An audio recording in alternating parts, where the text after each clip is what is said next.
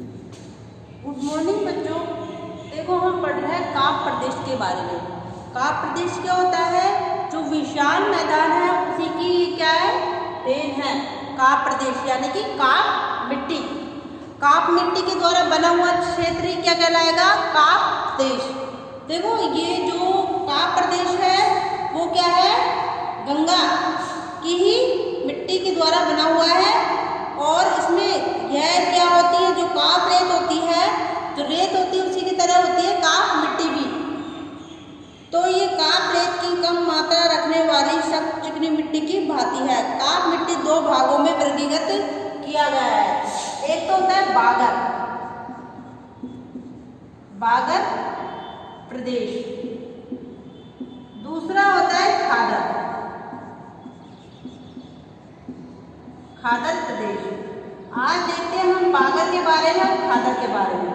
बागर प्रदेश होता है, यह मैदान का ऊंचा भाग होता है जहाँ सामान्य रूप से नदियों की बाढ़ का जल नहीं पहुँच पाता।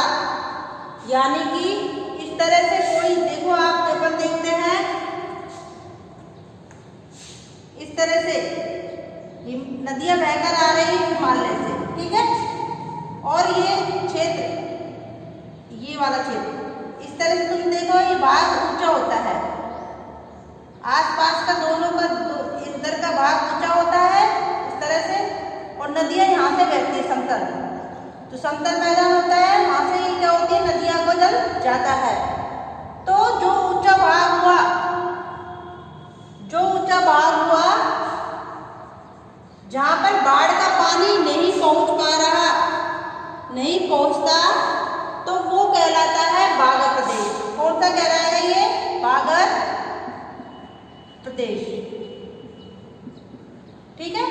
ऊंचा भाग यानी कि मैदान का वह ऊंचा भाग जहाँ सामान्य रूप से बाढ़ का जल नहीं पहुँच पाता।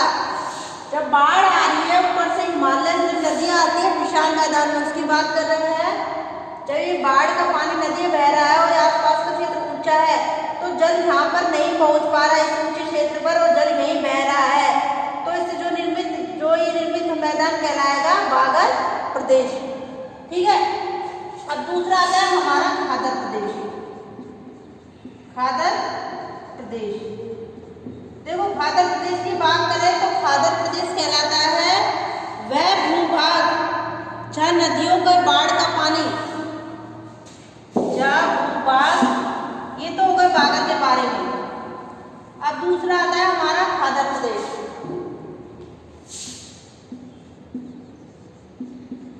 खादर प्रदेश, देखो खादर प्रदेश की बात कर रहे हैं, इस तरह से हिमालय से बहकर नदियां आ रही है और ये आसपास का क्षेत्र ऊंचा है, ठीक है। और क्या हुआ? नदी इस तरह से बह रही है। जब ये पानी ऊंचे भाग में नहीं पहुंचेगा तो वो तो कहला जाएगा तुम्हारा बागर प्रदेश, ठीक है। ऊंचे भाग में जब ये ऊंचा भाग नहीं है, पानी सीधे सीधे बह रहा है, सीधे सीधे क्या कर रहा है? बह रहा है। जहाँ पर प्रतिवर्ष सीधे सीधे जल बह रहा है, आसपास का क्षेत्र ऊंचा है उसको छोड़ो, ये जल बह रहा है। जहाँ पर बाढ़ का पानी आगे तक पहुँच रहा है, आगे तक क्या कर रहा है? पहुँच रहा है, प्रतिवर्ष पहुँच रहा है। तो वो क्या होगा? वो कहलाएगा हमारा खादर प्रदेश, ठीक है। जो ये नदियाँ आती है तो अपने साथ क्या करती है? मट्टियाँ है, यहाँ मट्टियाँ जमी हुई हैं, उस मट्टियों को भाग आगे ले जाती है, और जो आई दोबारा आई बहकर, तो दूसरी कंकड़ पत्थर जिनको यहाँ जमा होती है। तो यहाँ पर क्या होता है? हमेशा नई मिट्टी का नवीन मिट्टी होती रहती है। ये हुआ हमारा खादर प्रदेश। जो ये मिट्टी होती है उसका रंग कैसा होता है? हल्का भूरा होता है। और ये कैसी होती है? कंकड़ पत्थर बालू युक्त होती है। और ये भूमिगत जल का उत्तम संग्रह है। अब बात करते हैं रेत की। देखो रेत क्या होता है? चौथा पॉइंट है हमारा रेत।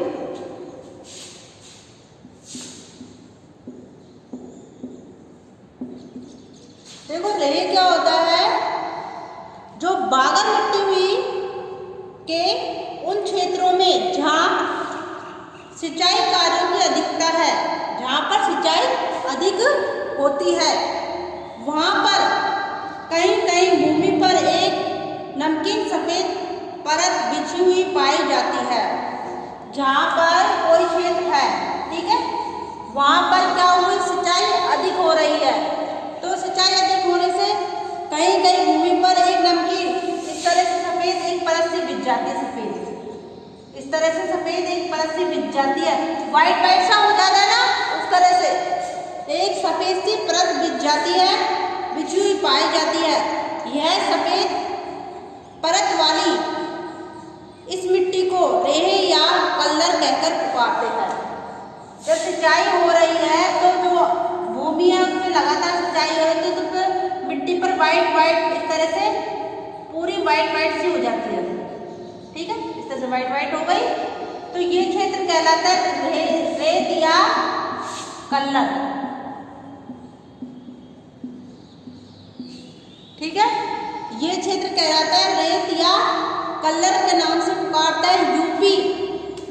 यूपी हुआ हमारा, जो इंडिया का मैप देखोगे उसमें दिखाएगा यूपी, और क्या है, हरियाणा। यूपी और हरियाणा के शुष्क भागों में इसका विस्तार अधिक है।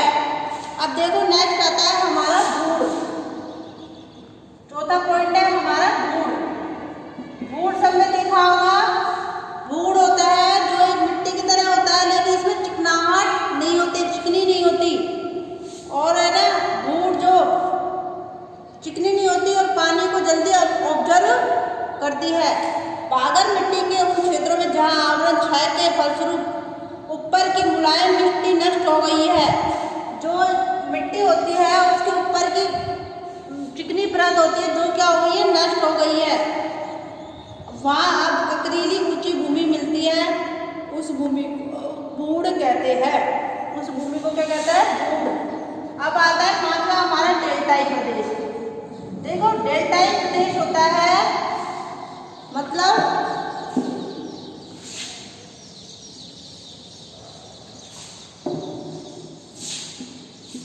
डेल्टाई प्रदेश,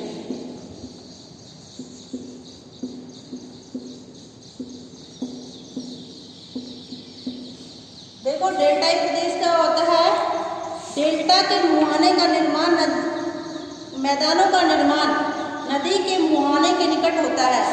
नदी के मुहाने यानी कि नदी के मुंह के निकट डेल्टा है ना। डेल्टा प्रदेश वो कहलाता है जहाँ पर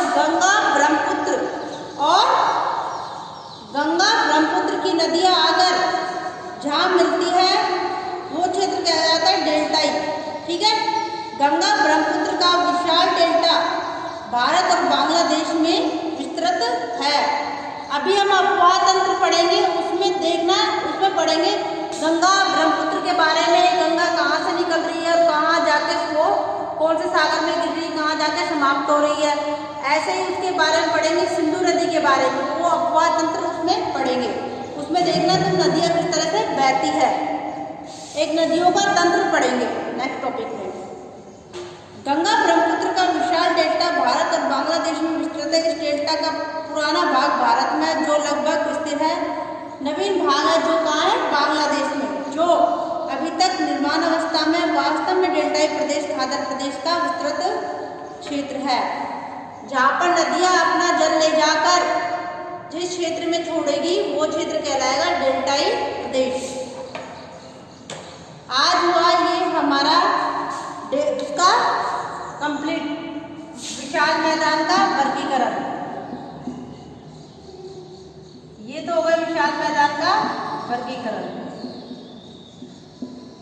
अब इसके बाद जो नेक्स्ट क्लास होगी उसमें पढ़ेंगे विशाल मैदान का उपविभाजन।